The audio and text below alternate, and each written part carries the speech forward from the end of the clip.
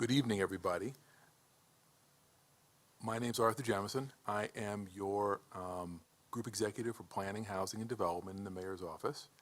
I get to work with the Detroit Land Bank Authority, the Detroit Housing Commission, the Housing and Revitalization Department, and the Planning Department every day.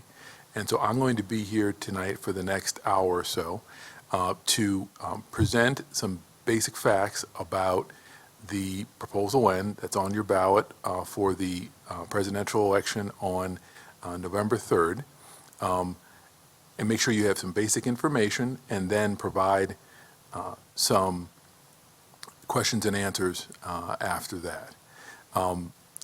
I'm here today with some guests who work with me every day on different aspects of planning and development in the city. Specifically, I'm here today with Boise Jackson, who is the procurement director working in the Office of the Chief Financial Officer. I'm also here with LaJuan Counts, the founding director of our new Demolition Department, and Charity Dean, the director of Civil Rights and Inclusion Office here at the City of Detroit. So those are the people who will be helping me get information together tonight. I've also got my colleague, Kaiwan Bowman, Ray Solomon, and members of the Department of Neighborhoods, specifically Carla Williamson and Malia Howard with me tonight as well. So with that, I'd like to explain a little bit about the format. So as part of our agreement with the Detroit City Council in the closing resolution to the neighborhood improvement bonds discussion that took place in late September, we made an agreement to do a series of outreach and voter education events. This is one of those events. There's going to be 3 more just like this on Thursday of this week, next Tuesday again, and then the following Thursday. So there'll be 4 virtual information sessions like this one. So if you, for some reason, have to do something else and can't stay for the entire time, you'll have a chance to do it another 3 times between now and when you fill out your ballot for the presidential election on November 3rd. So let me explain a little bit about the format tonight. If you have a question that you'd like me to answer, you can, or my colleague to answer, who I mentioned earlier, you can text that question to 313-351-9410. So I'll repeat that, 313-351-9410. Your question will be recorded, and I'll have a chance to answer it during the time we're together tonight. So that's the format. What I'm going to do next is walk you through a series of slides that describe what the program is, what the ballot initiative is, and try to give base information about how it could affect the city over the coming 5 years or so. If you'll permit me, I'm going to get started. So first, I want to make sure that I say something that's important, which is this is for educational purposes only. There's not going to be any suggestions about which way to vote. This is entirely about educating the audience and listeners about what the proposal is and what its implications are for the change in the way that the changes in the city that are proposed to take effect as a result. This is just a listing of the specific language we agreed to. You are in the second bullet point, the 4 virtual information sessions. I've also been doing on-demand presentations of this kind on Zoom. So if you would like your block club or another group to get voter education of this kind, please let us know through the question function that was described a few minutes ago. So if you are voting, Proposal N, and I hope you are, Proposal N is on the back of your ballot in the proposal section, and you can see from this picture where it's located. I'm going to go through and read out loud the actual language of the vote of the ballot question. Shall the City of Detroit issue bonds in an amount of not more than $250 million for the purpose of paying the cost of neighborhood improvements in the city through property rehabilitation, demolition, and other blight remediation activities? The bonds will be payable from taxes the city is allowed to levy in addition to state statutory and city charter limits. The total debt millage required to retire this proposed bond issue and all voted bonds of the city is estimated to remain at or below the debt millage levied by the city in 2020. If approved, the estimated millage to be levied in 2021 for the proposed bonds is 3.114 mils, $3.114 dollars per $1,000 of taxable value, and the estimated simple average annual millage rate required to retire the proposed bonds is 2.665 mils, $2.66.5 per $1,000 of taxable value. Each series of the bond shall be payable in not more than 30 years from its date of issuance. So that's what the question actually that you will have a chance to answer on your ballot will be. So a little bit of background. For the last 50 years, Detroit's elected officials have worked hard to deliver a blight-free city, but we've all had various ranges of success. These are just articles, some of them going back to the Kavanaugh administration, documenting the struggle with blight throughout the city. We have made progress. 21,000 buildings have been demolished since 2014 in a very aggressive demolition effort, the most aggressive in national history. We're making progress. There's 21,000 fewer vacant structures like this one, because now that's what's going on that corner. Also, as proud as we are of the 21,000 houses that have been removed because they had to be demolished, there are 8,000 vacant homes that have been saved through renovation using various DLBA sales programs. That's a before, and that's what that was turned into. So, three very specific impacts that have taken place as a result, in part, of demolition. There's been a 90% average increase in Detroit property values. On the left is a picture of neighborhoods that had $20 per square foot values in 2014, and in 2018 you can see how many more places have that indicator. So a second major change has been a 46% reduction in building fires citywide since 2014. A third impact has been a significant impact on crime in areas where demolition has been concentrated. 11% drop in homicides and non-fatal shootings in areas of concentrated demolition. So there is a lot of remaining work to be done, however. Based on analysis of data from this summer in July, 8,000 houses can be saved through rehabilitation.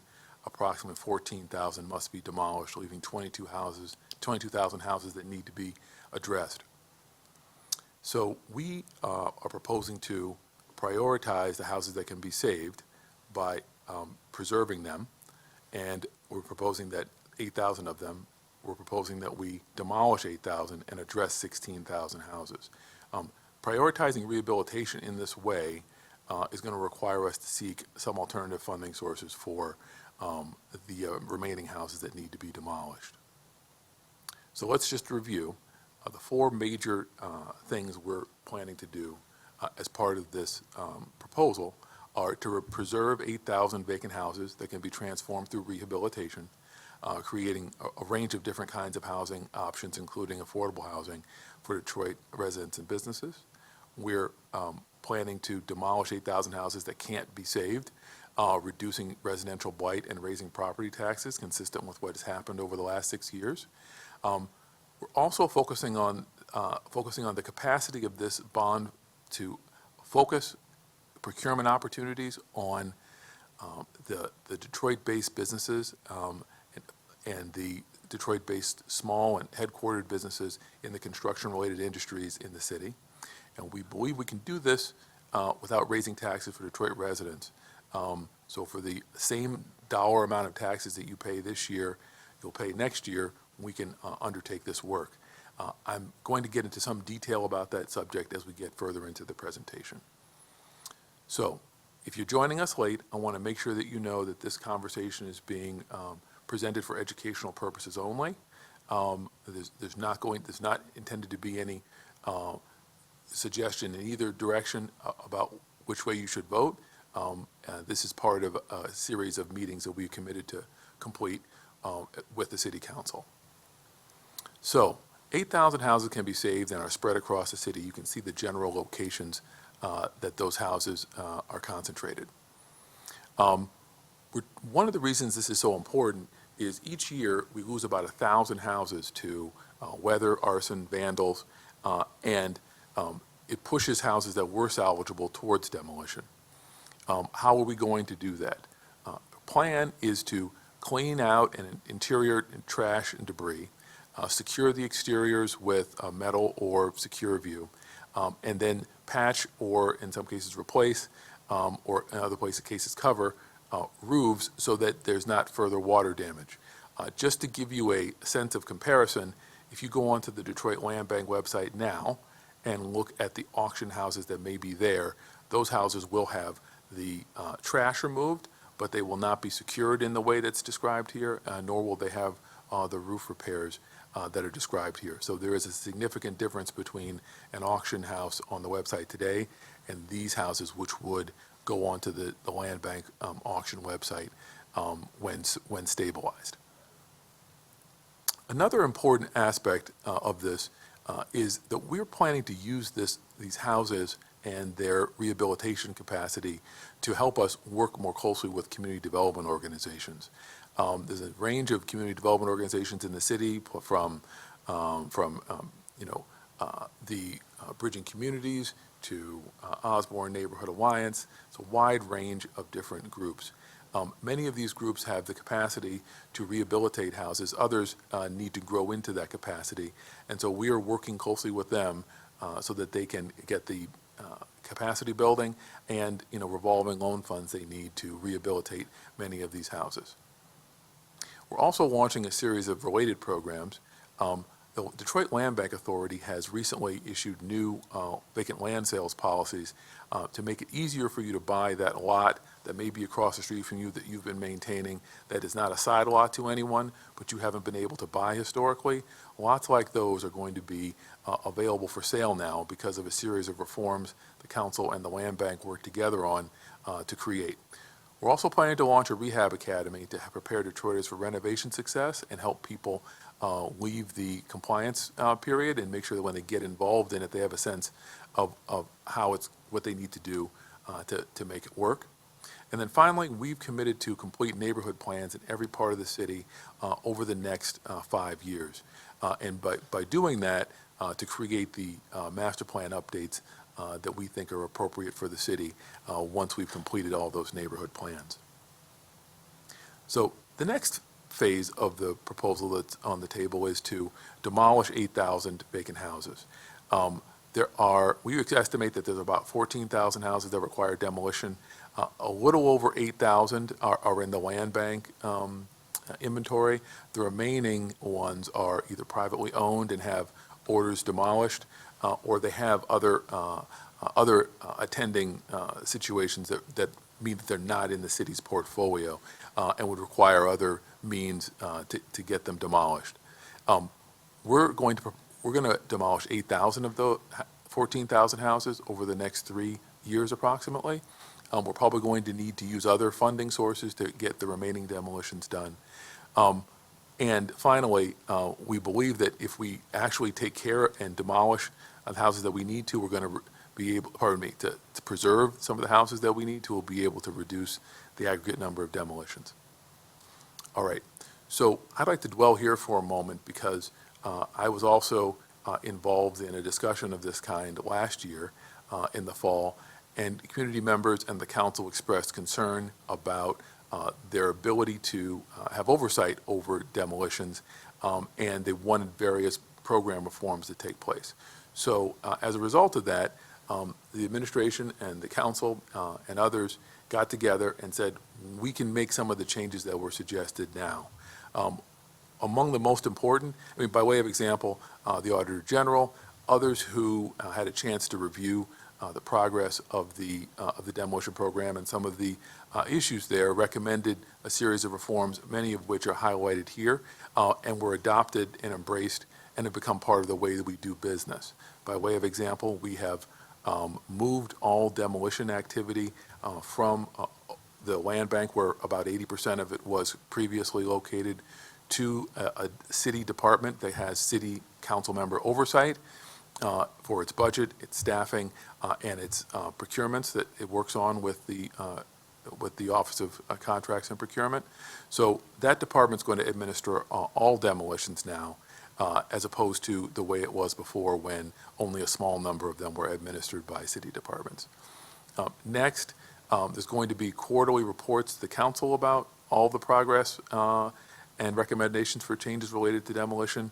Something I'm excited about is that now there's going to be a joint neighborhood improvement plan advisory board with residents on it, who get to look at the plans and progress twice a year, and make sure that they understand and give their input about the decisions that are being made, appointees of both the council and the administration. So another critical part of this work is focusing all of the stimulative effect possible on Detroit certified companies and Detroit workforce. So when we were previously doing this work using federal funds, we had to use federal rules for procurement. Those federal rules for procurement made it harder for newer businesses to break into the business. So what we've done now, because we're using bond funds that are generated by city taxpayer resources, we're able to use city rules. City procurement rules and ordinance, which Boise and others can speak about later, all have the ability to do different things that the federal government rules don't allow. For example, we are going to set aside 30% of all contracts entered into under the neighborhood improvement plan to Detroit-based small businesses and Detroit-based micro businesses.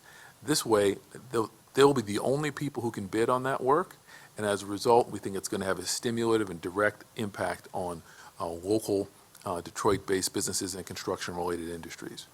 We're also going to be able to use equalization points. We're also going to be able to award additional points for mentor ventures that help smaller businesses become larger businesses. We're also going to be implementing other rules like prompt payment and reductions in bonding that are designed to encourage Detroit-based small businesses to compete and win the work that we know they're able to do. Next, you may be aware of the City of Detroit executive order that requires that 51% of all the working hours performed on certain kinds of contracts be performed by Detroiters. Previously, this was a rule that only was associated with contracts of a certain size. I believe that size is $3 million. Under Proposal N, any of the work done on demolition or rehabilitation, regardless of its size, will have to meet this requirement. So 51% of the working hours are going to have to be performed by Detroit residents. And this is another way that we believe that this investment will be focused on Detroit-based businesses and Detroit workforce development. Again, my colleague, Charity Dean, will have a chance to answer questions about this in a few minutes. And then Detroit at Work is going to help us make sure that we deliver the readiness and screening necessary to get Detroiters ready to take on those 51% of the hours worked on this project. So we are going to be able to avoid raising taxes. Here's a rough target budget estimate.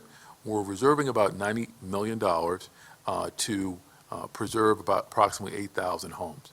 The reason I'm using the word approximately is because when we did our census of the houses and looked at the data, it suggested that we had 8,000 houses that were salvageable in the summer. However, the land bank has been, each of those houses' condition changes every day, so some of those houses will no longer be salvageable. Another factor is that many houses are selling every month. We sold 515 houses is the updated estimate in September, up from 498. So the number of houses that are available may actually go down.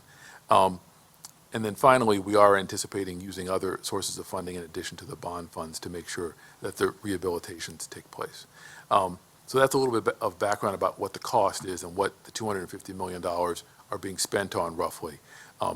This amount also includes the administrative costs, or some of the administrative costs. Others are part of the regular city budget. So let's talk about your tax bill. So if you pull out your tax bill out of the envelope and look at it, you'll see that your millage associated with debt service is at 9 mils right now. So what's going to happen is it's at 9 mils now. Next year, it's still going to be 9 mils. There's not going to be an increase in your taxes as a result of this.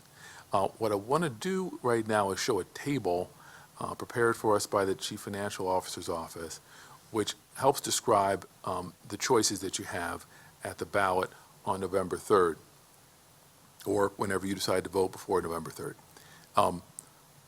This year's taxes, 9 mils for an average residential property, which has a taxable value of about $10,000. Your taxes there are going to be $99. And if you have a house that has a primary residence exemption, your taxes are a little bit higher. Those taxes will be the same next year if this passes. The question that each voter has to ask themselves is whether they would like to get tax relief that was scheduled to arrive next year. So next year, if Proposal N does not pass, the average residential property would pay $29 less. Similarly, the average residential property with a primary residence exemption would pay about $51 less. So there is tax relief that may come forward next year if you do not vote for Proposal N. So there's been some confusion, I believe, in the public about this. So I want to make sure people hear this clearly as possible.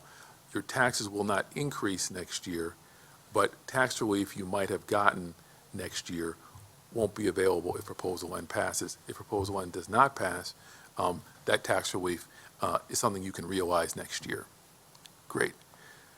So I wanted to speak a little bit about and from the perspective of those of us who are working directly with neighbors on planning, neighborhood plans, and development. Neighbors are beginning to implement work as part of our, in this case, as part of our strategic neighborhood fund planning areas. In this neighborhood, the Russell Woods is a very solid neighborhood and is going to be able to take full advantage of the benefits of planning and as a chance to see some of their vision realized over the next year or two. However, on the southern part of this neighborhood area, Narden Park, there's a lot of great brick houses, some of which, however, aren't going to make it and need to be demolished. Others can be preserved. It's been this way for some time. If Proposal N is passed, the city, through the Demolition Department, will be able to go to the neighborhood and take down vacant and abandoned houses. They'll also be able to prepare for sale houses that can be preserved and have them put on the Detroit Land Bank website. So that's a sort of hopefully a visible example of what is being discussed and what could happen if it passes.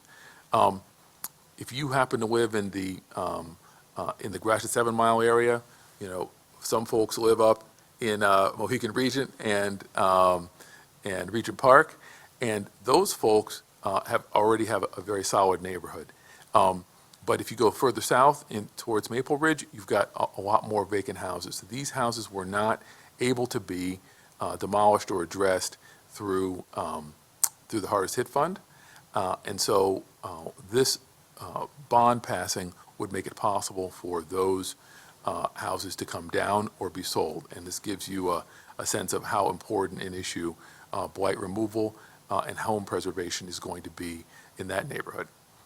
So in summary, we've got these goals: save every house possible, give preference to Detroit companies with a target of 50% of the work being performed by Detroit contractors, employ at least 51% Detroiters in performing the work, partner with community development organizations, give preference to Detroiters to acquire and reactivate vacant land in their neighborhoods through the new Detroit Land Bank Authority vacant land policies. Combine these neighborhood improvement bond funds with other sources. bring accountability for demolition under city government oversight, and keep the property tax rate at its current levels while supporting this neighborhood reinvestment. With that, I am going to, I think, open it up for questions. I have some slides that I'll be using to answer some frequently asked questions as the proceedings go on. But I am now available to take questions that people might have about what's been proposed. Thanks, Arthur. So we've got a number of questions from participants who have submitted either via text or the link from the invite. The first question comes from Ken Allen, and he asks, he's interested in receiving information on contracts with this city. Sure. So thanks for that question. Boise Jackson, our procurement director, is available here to us on Zoom. Boise, can you identify someone who Ken can speak with about procurement bidding opportunities? Yes. Matter of fact, good afternoon, good evening, excuse me, everyone. You can send the specifics to jacksonbo@detroitmi.gov, or you can go on our website, www.detroitmi/purchasing, and we'll get you that. But yes, we can provide that information. Thank you, Boise. Mm-hmm. Next question comes from Lori James. Are there any grants to help with rehabs or Detroit contractor referrals? Any special preferences for essential workers? So at this time, there aren't any preferences for essential workers, unfortunately. Thank you for your service. The other thing I would say is we are working, the Housing and Revitalization Department has been working for the last several months on a series of single-family initiatives, and it's my hope that by the second quarter of next year, we have a program with private industry that would allow people to get and prepare to get home rehabilitation loans. We've had a lot of success with some of the more recent efforts in this area. Detroit Home Mortgage, 0% Home Repair have both been valuable programs that have shown us how to work with the Detroit customer on rehabilitation.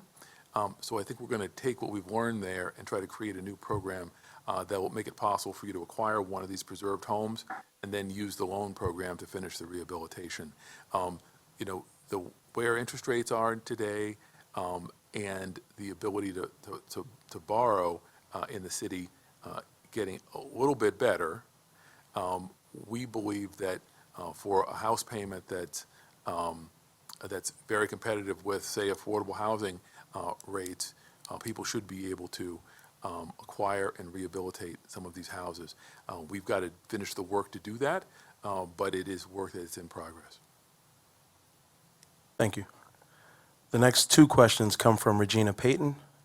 First one, why do we need a bond when the city receives $50 million a year for demolition? So the city does not receive $50 million a year for demolition. That's the unfortunate fact.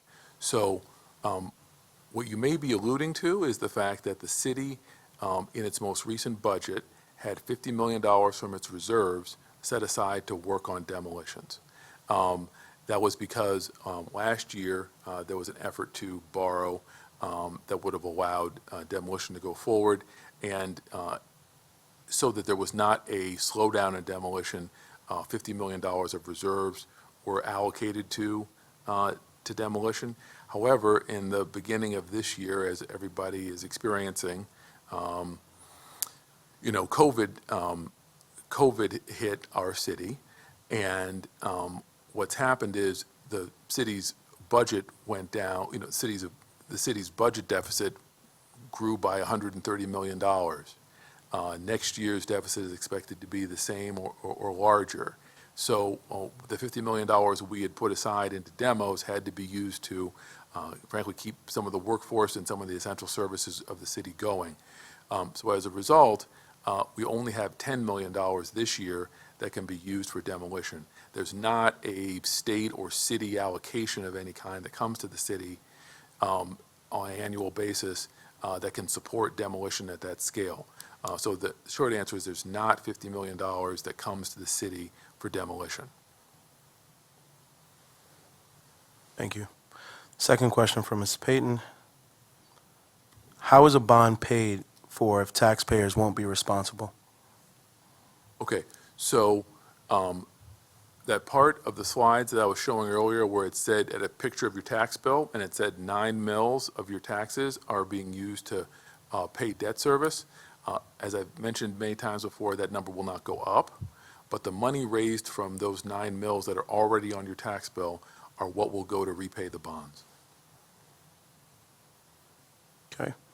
Next question comes from Mr. Lawrence McCat. Is the average subsequent 15-year property tax revenue on a renovated home minus the cost of renovation greater or less than the average cost of demolition?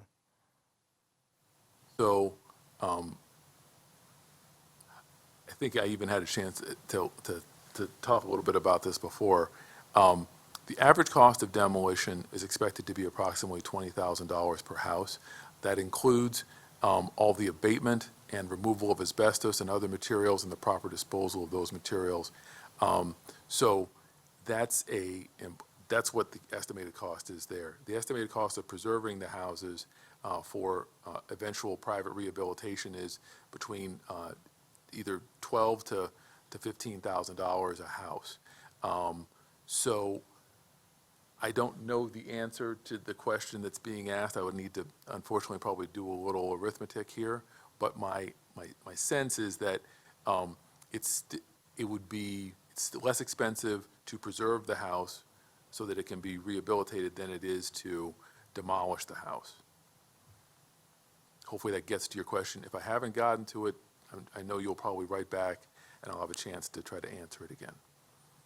Arthur, before I go to the next question, can you, for the call-in participants, can you Sure. provide that phone number again to text in questions? Sure. If you have a question you'd like to ask, you can text that question to 313-351-9410.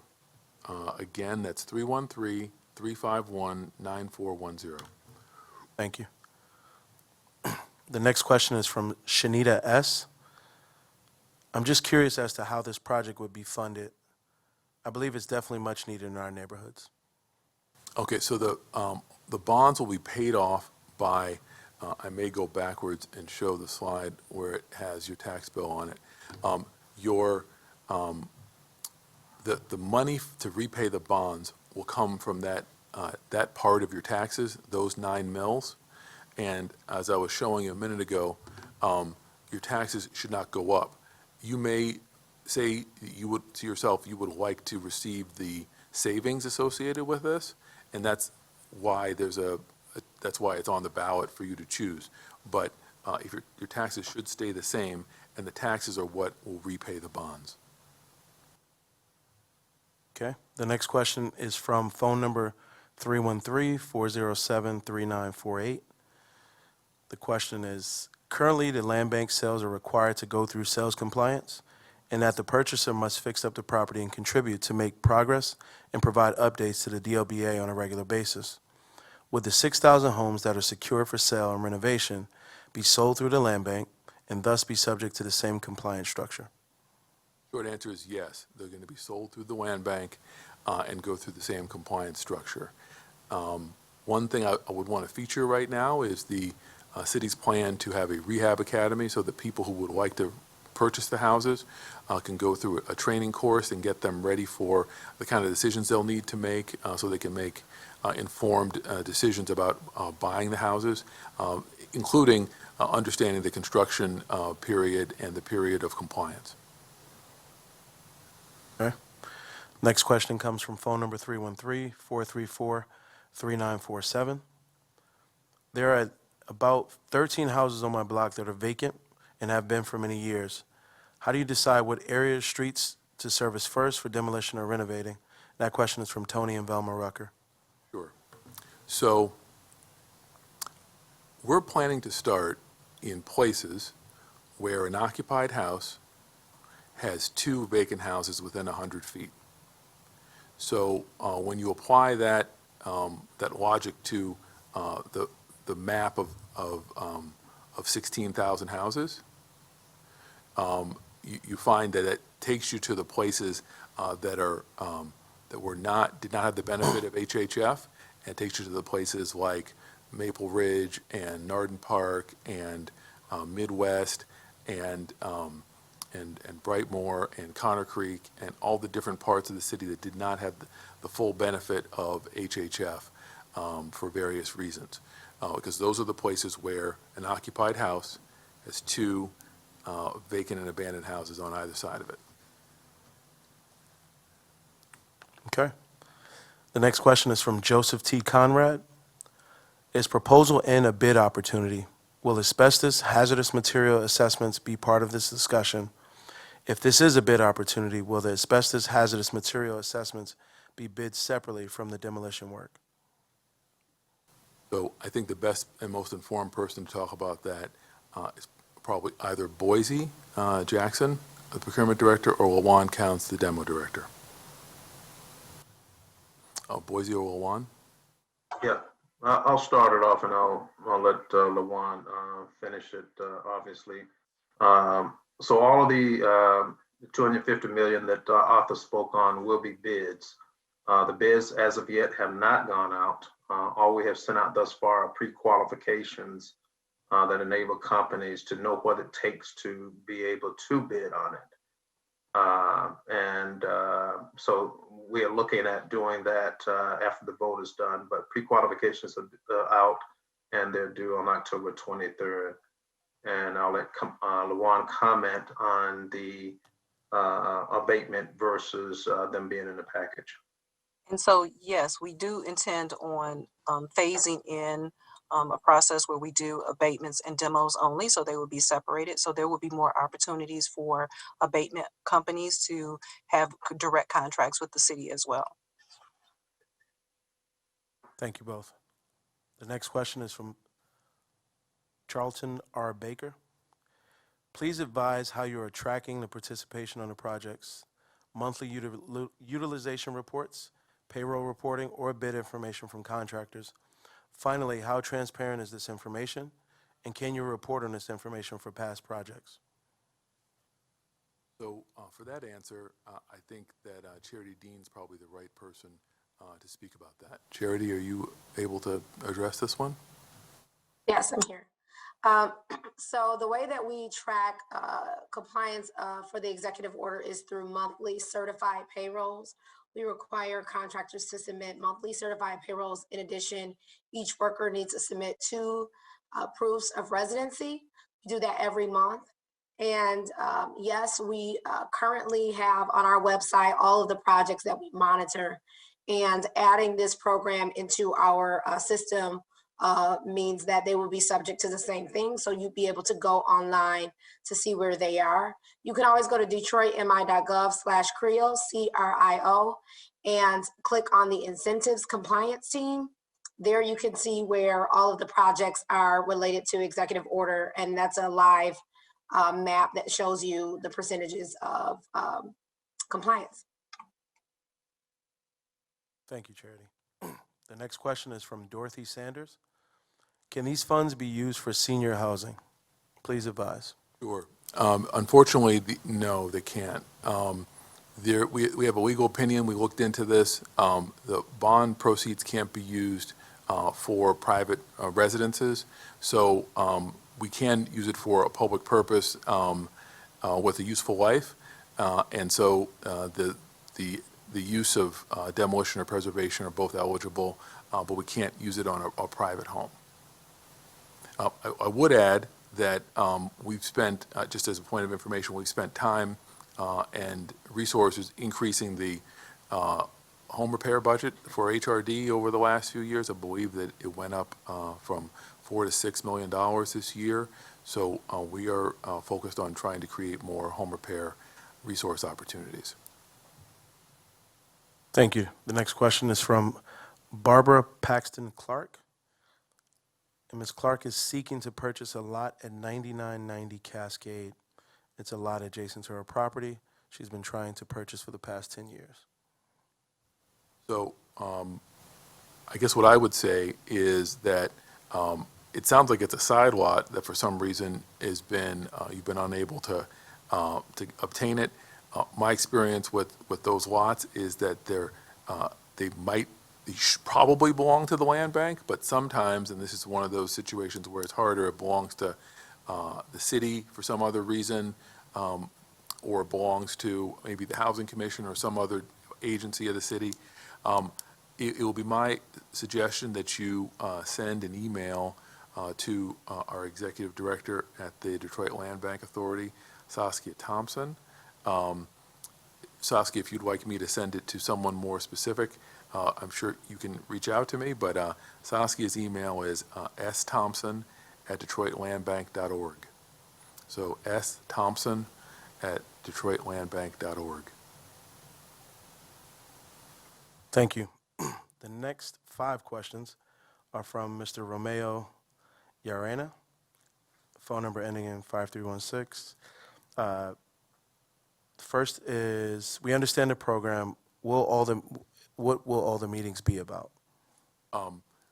So as I mentioned, we agreed to do these meetings as part of our agreement with the city council. We also thought it would be a good idea to do it. I'm going to try to show a slide with the background. This is one of 4 virtual meetings that we're doing between now and the time of the vote, so that everybody can get information about what's being proposed and what the implications are, and how it would benefit the city. Again, for people to have information so they can make informed decisions about the bond. And there were 4 others, I think. Yes. Are the numbers, the 8,000, is the 8,000 number accurate or just an estimate? It's an estimate. It's our best estimate as of July, when we asked that this be put on the ballot. Unfortunately, the number of houses we have is only probably going to go down because of the weather and arson, vandalism, and just the age of the housing stock. And also, houses are being purchased every month. So as I think I've mentioned earlier, we sold 515 houses in September. Meaning the land bank did. So that's why it's a number that is going to vary a little bit. Have the repair specifications already been prepared, including cost estimate? If so, who prepared it and how long ago? So often with land bank houses, there is a scope of work, kind of a rough scope that's prepared. At this time, I can't say for certain if there will be rough scopes prepared for all of the houses that are preserved. It's something we've been talking about. I think we're hoping to have as many rough scopes as possible as part of the acquisition of the houses. Will the subject of the meetings be the same every day? The subject of the meetings will be the same every day. There'll be the same presentation, probably with a few changes based on how this first one goes. There may be other, frequently asked questions that I answer in the beginning of the presentation, but it'll largely be the same. We may also have some special call-in guests who have sort of specific questions. I've been asked about that by various community members. Will the result of the meetings be published later? We're planning to post recordings of each of the meetings, so you can look at them again if you'd like. Thank you. Next question comes from Curtis T. How do we get the houses rehabbed and demolished? He lives on the east side of Detroit off of Van Dyke, and he's been trying to get things on his block for years and kept running into roadblocks. So if your house, if you occupy a house that has 2 vacant houses on either side of it within 100 feet, effectively, you're one of the places that we will start these demos. So I feel strongly that you can feel pretty confident that these demolitions will be coming to your area if you have that kind of condition on your street. Some of the houses will be prepared for sale because they're in good enough condition to be trashed out, secured on the exterior, and have their roof repaired so that they can be sold. The next three questions come from phone number ending in 2476. Will the presentation be recorded? I believe you just answered that one. And where can we find a saved file? So we're planning to save these and put them on the Proposal N website. I think I have the Proposal N website, and I'm going to try to show it on these slides in a few minutes. But while I'm doing that, is there another question I can answer? Who is the contact that community groups can reach out to have a presentation delivered to them? And what is their contact information? Who is the contact? Can you ask the question one more time? I'm sorry. Who is the contact that community groups can reach out to have a presentation delivered to them? Sure. So if you reach out to your Department of Neighborhoods representative or deputy manager or deputy manager, they can arrange a time for me or one of my colleagues to come and give them, typically between 5 and 6, most evenings, or in the morning. I am available to give the same presentation to you or your community group. How will homes be prioritized for rehab or demolition? I think you answered that. So, sure. So there's on the basis of an inspection and other data analysis was done last summer to identify the houses that could be secured and preserved.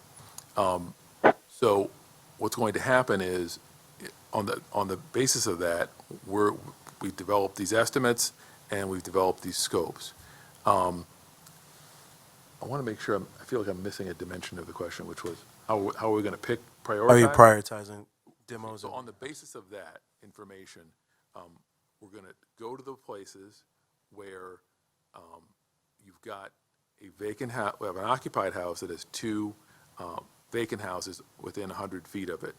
Let's say one of them can be secured and another one can't be saved. What's going to happen is that area is going to be fully mapped, and then Boise and Lawan are going to procure the demolition and preservation, and you'll begin to see some of the vendors that they select out on your street, trashing out and securing one house and preparing to demolish the other using the techniques that we use to demolish houses. So if you live in one of those places that has been impacted in that way, that's what you're going to see happening on your street. But it's going to be prioritized based on, are you in a place where there's 2 vacant houses near you? That's where we're going first. Okay. The next comment comes from Cynthia Johnson. She would like you to call her. Cynthia A. Johnson. I'll give you the phone number offline. Is there some material I should prepare for my call with Ms. Johnson? There was just a request for you to give her a call. The next question comes from Jacques M. from Ace Petroleum. Good evening. We are a certified Detroit-based minority-owned fuel company that would like to provide fuel for all companies for this project. How could we do so? So I think Boise Jackson, our Deputy CFO and Procurement Director, is the right person to ask. Boise? Yeah, relative to that, Jack, I will only suggest that you continue your involvement in the calls, and we also will get your information and communicate it to the respective companies throughout the city that are interested in qualifying for this service. So we will communicate that. Additionally, Ace Petroleum is our city contractor, so those kinds of things will be made available to the contractors. All right. Got it. Thanks, Boise. The next question is around, since I know there will be more meetings, but I see this one is being recorded. Will the recording be released? I think you just answered that one. Yes, we'll be posting all the recordings on the city's Proposal N website. Next question comes from phone number ending in 1290. Can I get a copy of the frequently asked questions slide just mentioned? And they left an email that we can follow up with. Sure. If there's a particular one that you were interested in, I can also try to respond to that. But yeah, we're going to try to post this presentation on the website soon. Next question comes from 5339. I've been waiting for years for the home next door, which is a vacant house, to be demoed. I want to purchase the lot. How do I know if the house is up for rehab? How do you know if the house is, okay, I see what you're saying. How will you be informed about whether the house that you're concerned about is going to be stabilized and sold or demolished? That is a great question. I would go to your Department of Neighborhoods director or the manager or deputy manager, and I'd ask them, identify your specific property to them.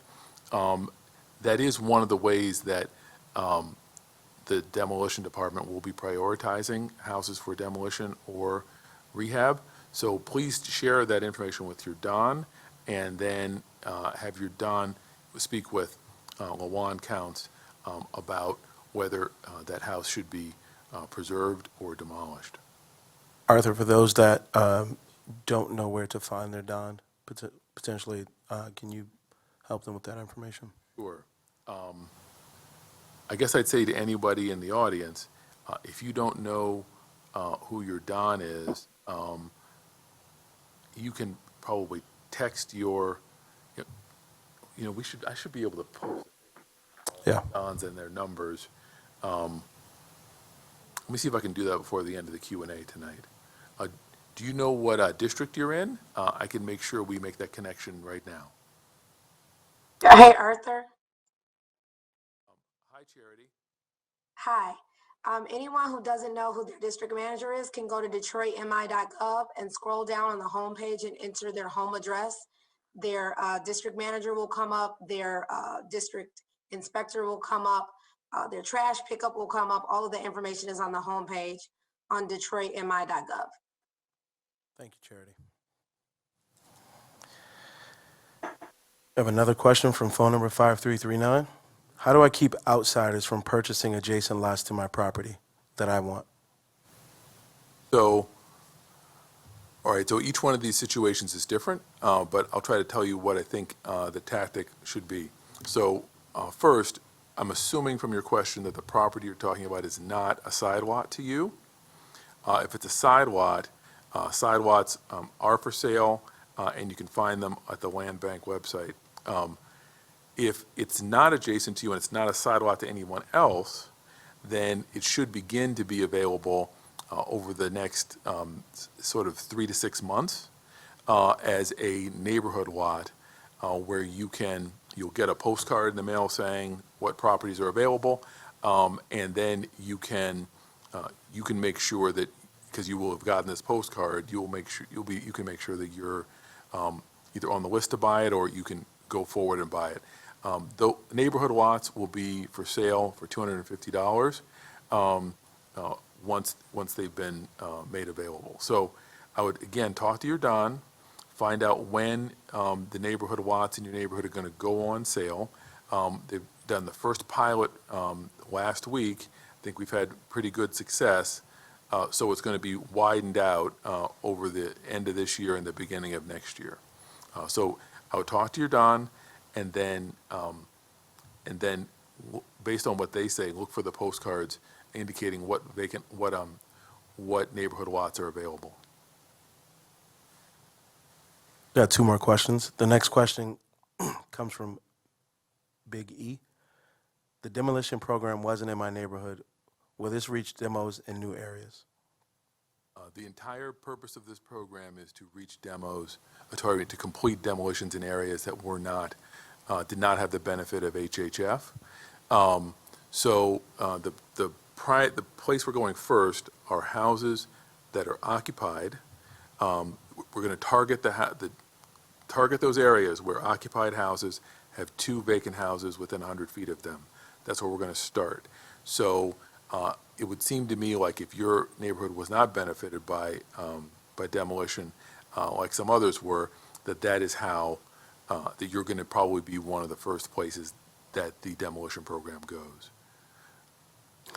Last question comes from phone number 5211, and there's four parts to the question. Mr. Jimison said the city had a $130 million deficit and used $40 million. When, as far as the date, was the $40 million approved to pay down the deficit? What other buckets of money were used to pay the deficit? What other departments had surpluses? There, being direct, there's parts of that question I don't have enough background to answer, but a budget amendment was passed by the Detroit City Council, I want to say in May of this year, when COVID began to really impact the city through the closure of casinos, other ways that the city's revenues were actually coming down. That's when those reserve funds were instead of being budgeted and put into the bucket that's associated with the demo, that was removed and put into the part of the general fund that pays staff salaries and things like that. That was one part of the question. There was another part about who approved it? Or Yeah, so when was it approved? What other buckets of money were used to pay the deficit? And what other departments had surpluses? So I can't give the kind of detail you're probably seeking, but I will give a few examples. Every department had to decide which staff people had to accept furlough days. Every department, I think just about every department had to put significant numbers of staff people on furlough days where they did not receive payment. We were able to take advantage of the CARES Act to provide some unemployment benefits to staff people who had to take furlough days. But all people, including myself, all took budget cuts of different kinds and pay cuts. And so that's staff was probably the primary place that budget cuts were enacted. So that's where the reserve money went, was to not have more people take more furlough days and more essential services be further cut. Thank you, Arthur. That concludes our questions. No more questions. So it is now 7:02. Thank you very much for participating in tonight's virtual information session. There will be another one at the same time on Thursday, and there'll be another one a week from today at this time, and the final one will be next Thursday night at 6 p.m. as well. So thank you for tuning in. Hopefully we've given you the information you need. Again, we'll be available to do more of this over the next few days. Thanks so much.